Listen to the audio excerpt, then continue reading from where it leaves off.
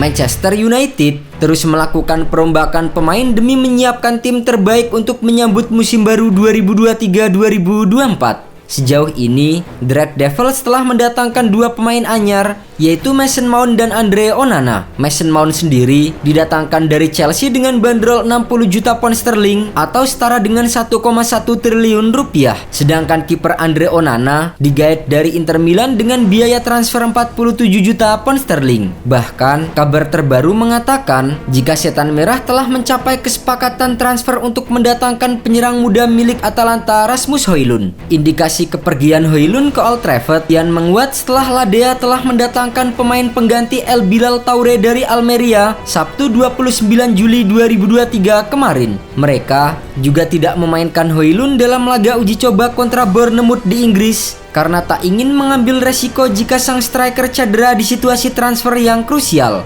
Baru berusia 20 tahun, Rasmus Højlund memang menjadi buruan transfer klub-klub besar seperti Manchester United dan PSG. Namun, pemain timnas Denmark itu lebih berambisi memperkuat Setan Merah setelah mengakui jika ia adalah penggemar Manchester United. Bahkan, menurut Fabrizio Romano, demi melancarkan kepindahannya ke Old Trafford, Højlund sampai menyewa agen kelas berat dari SAG Agency untuk mencapai kesepakatan secepat mungkin. Sang agen memberi garansi jika Rasmus Højlund dalam waktu dekat akan mendarat di Manchester United. Jika tidak, maka striker asal Denmark itu boleh mencari agen lain. Benar saja, pihak SAG Agency sudah mulai menunjukkan tanda-tanda Rasmus Højlund akan diresmikan Manchester United. Kabar tersebut semakin menguat setelah Fabrizio Romano mengeluarkan cap Here We Go miliknya yang mengonfirmasi bahwa sang pemain akan segera hengkang dari Atalanta. Rasmus Højlund ke Manchester United. Here we go. Kesepakatan tercapai dengan Atalanta sekarang. Transfer akan bernilai 1,16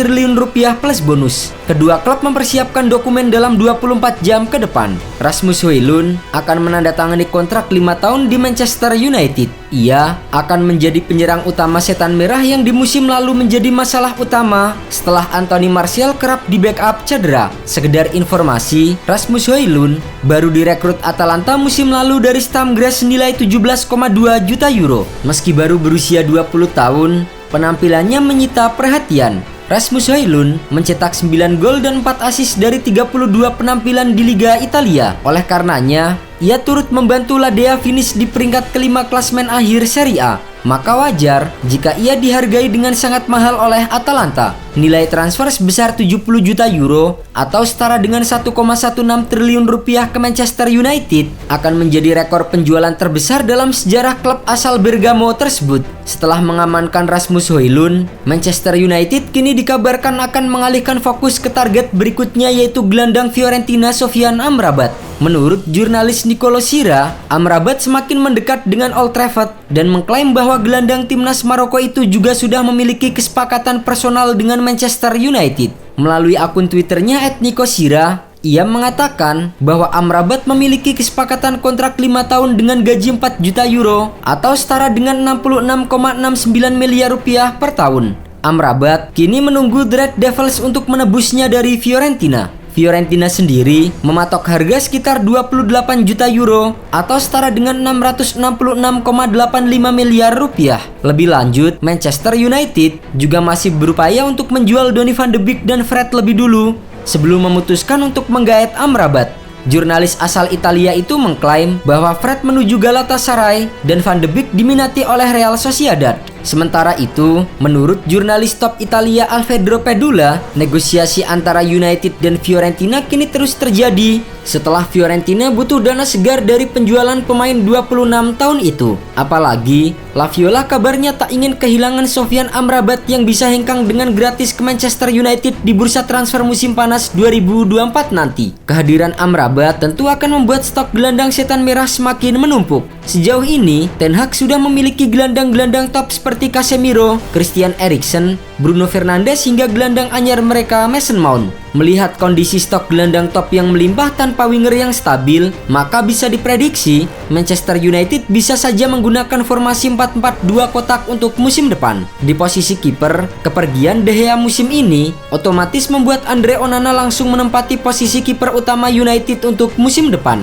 Didatangkan dari Inter Milan, kiper yang tampil di final Liga Champions musim lalu itu memiliki keunggulan membangun serangan dibandingkan dengan De Gea. Masih berusia 27 tahun, ia juga bisa difungsikan sebagai bek tambahan di lini belakang Setan Merah. Berlanjut ke posisi bek, 4 pemain belakang akan diisi oleh Diogo Dalot, Rafael Varane, Lisandro Martinez, dan Luke Shaw yang tampil cukup solid di musim lalu. Dengan kemampuan overlapping, Dalot adalah jawaban ketika formasi 4-4-2 hanya punya 2 pemain sayap, yaitu bek kanan dan kiri. Dalot bisa lebih agresif saat menyerang karena sisi kanan jadi tanggung jawabnya secara penuh. Di posisi bek tengah, pengalaman, ketenangan, dan jiwa kepemimpinan Rafael Varane akan kembali menjadi komando lini belakang Setan Merah.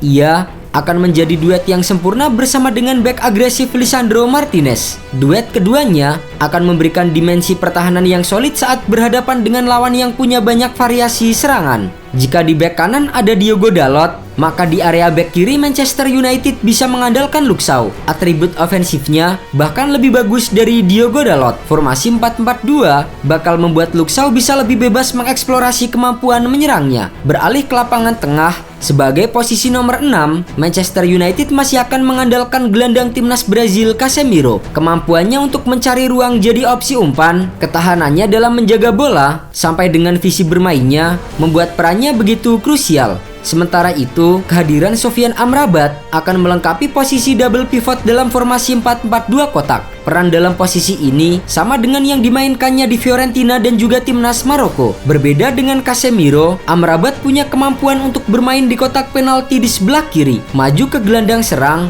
Di sisi kanan, sang kapten Bruno Fernandes akan kembali menjadi andalan untuk musim depan. Penampilannya di posisi sayap kanan dalam beberapa kesempatan bisa membuatnya mengeksplorasi area tersebut dan membantu Dalot. Sementara itu di sisi kiri, Mason Mount akan menjadi andalan karena memang posisi aslinya berada di sisi kiri dan bisa merangsak ke area tengah. Namun itu semua tergantung dengan komunikasinya dengan Amrabat. Jadi, saat dalam posisi menyerang, Manchester United tampak seperti menggunakan formasi 4-1-3-2. Dan untuk lini depan, Manchester United bisa mengandalkan 2 pemain hebat sekaligus, yaitu Marcus Rashford dan Rasmus Højlund. Selain sama-sama memiliki kecepatan, alasan kenapa formasi 4-4-2 kotak dipilih adalah karena Højlund sudah terbiasa bermain dengan formasi 2 penyerang bersama dengan Atalanta. Hasilnya pun cukup memuaskan, di mana ia bisa menempati posisi penyerang di sebelah kanan. Sementara itu bagi Rashford, bermain dengan 2 penyerang membuatnya lebih dekat dengan kotak penalti lawan. Dibekali dengan tembakan keras yang menjadi andalannya, pemain timnas Inggris itu bisa melakukan tusukan dari kiri ke kanan sesuai dengan gerakan khasnya. Dengan formasi 4-3-3 musim lalu, Rashford mampu mencetak 17 gol dan 5 assist dalam 35